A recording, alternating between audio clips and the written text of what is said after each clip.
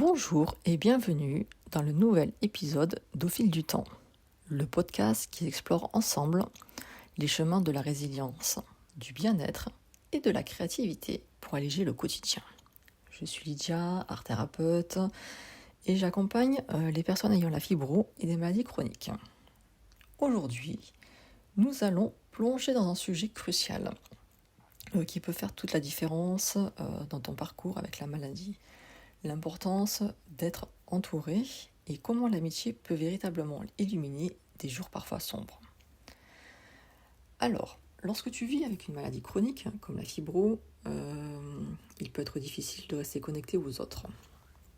La fatigue extrême, la douleur qui ne s'arrête jamais, le sentiment d'incompréhension que tu peux ressentir face au regard des autres.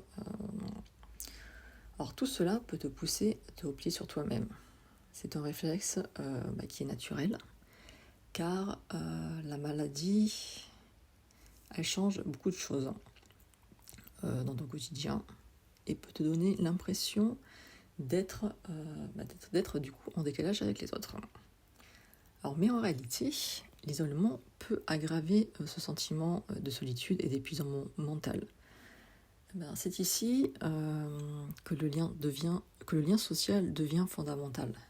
Avoir des gens autour de toi qui te soutiennent, t'écoutent, t'acceptent tel que tu es, ça peut transformer ta manière de vivre avec la maladie. Et ça peut faire vraiment une grande différence. Alors même s'ils ne comprennent pas toujours tout ce que tu traverses, tout ce que tu vis, ils sont là pour toi. Et ça, c'est vraiment une richesse inestimable. L'amitié, elle joue un rôle essentiel. Elle te rappelle que même au milieu de la douleur, de la fatigue, tu es une personne complète, avec des émotions, des rêves, des espoirs. Ton entourage, elle te voit pour qui tu es vraiment, pas seulement à travers le prisme de la maladie. Ils peuvent t'aider à maintenir ce lien avec toi-même, à te rappeler que tu es bien plus que des symptômes.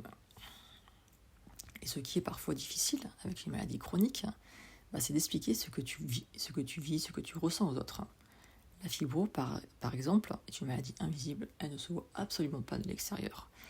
Et souvent, les personnes de l'entourage, elles peuvent ne pas saisir l'ampleur de ce que tu vis, tout simplement parce que cela ne se voit pas.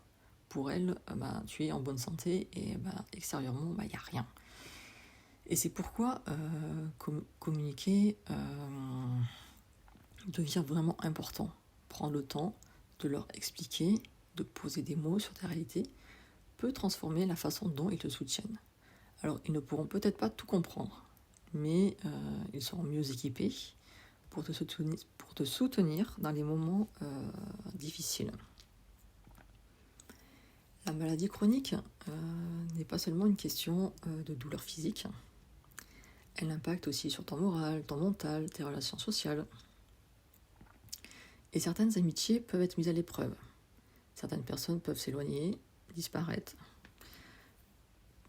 pour toujours. Ce n'est pas grave. Parfois, parce qu'elles ne savent pas comment réagir face à ta maladie. Alors oui, c'est douloureux, ça fait mal, c'est blessant. Mais c'est aussi l'occasion de renforcer des liens avec ceux qui choisissent de rester à tes côtés. Et ces amitiés profondes deviennent alors une véritable encre dans ta vie. En plus du soutien des autres, il y a un autre pilier qui peut t'aider à t'exprimer et à te reconnecter aux autres. C'est la créativité. Alors que tu t'exprimes à travers le dessin, l'écriture ou toute autre forme créative, cela te permet d'extérioriser tes émotions que tu ne pourrais peut-être pas formuler autrement. Et la créativité t'offre une liberté d'expression. Et dans des moments où tu te sens limité par ton corps, par tes douleurs, elle devient un espace où tu peux être toi, où tu peux exprimer ce que tu ressens sans aucun filtre. Et au-delà de cette expression personnelle, partager tes créations avec tes amis, avec un groupe, peut devenir une porte d'entrée vers des discussions plus profondes.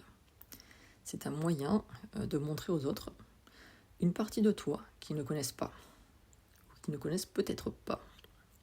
Cela peut créer des liens plus forts. Alors ce n'est pas la qualité du dessin ou du texte qui importe, mais le fait d'exprimer ce que tu vis. En partageant tes créations, tu crées des moments de connexion authentique avec les autres. Et cela peut être un véritable baume pour l'âme. Souvent, la maladie chronique, elle te pousse à revoir tes priorités.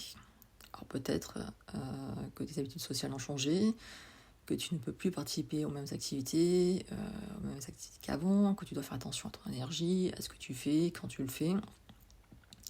Mais cela ne veut pas dire que tu dois renoncer à ta vie sociale. Au contraire, c'est une question d'adaptation. Alors, il est important de trouver des moyens de rester en lien avec le monde extérieur, d'ajuster tes interactions à tes besoins, mais sans te couper des autres. Et s'entourer de personnes bienveillantes qui respectent tes limites est essentiel. Ces personnes comprennent que tu ne peux pas toujours être disponible, que tu dois prendre soin de toi, que tu es la priorité. Mais leur présence, elle te rappelle aussi que tu es important pour elles, même si ta réalité a changé. Et être entouré quand on vit avec une maladie chronique est une source de force inestimable. Pour moi, ça n'a pas de prix. Alors, je ne m'entoure pas non plus. Voilà. Pour moi, les personnes avec qui je m'entoure ont quand même une grande importance. L'amitié te permet de ne pas rester seul face à tes défis. Elle t'offre un soutien émotionnel, une écoute attentive, et souvent elle t'aide à voir la lumière dans les moments les plus sombres.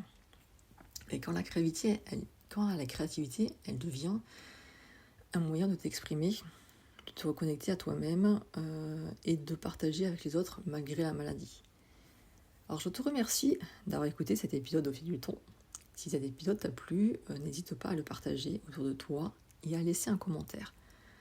Tu peux aussi me suivre sur ma page Instagram art.therapeute.lydia pour découvrir d'autres contenus et t'inspirer dans ton chemin de résilience. Et je te dis à bientôt.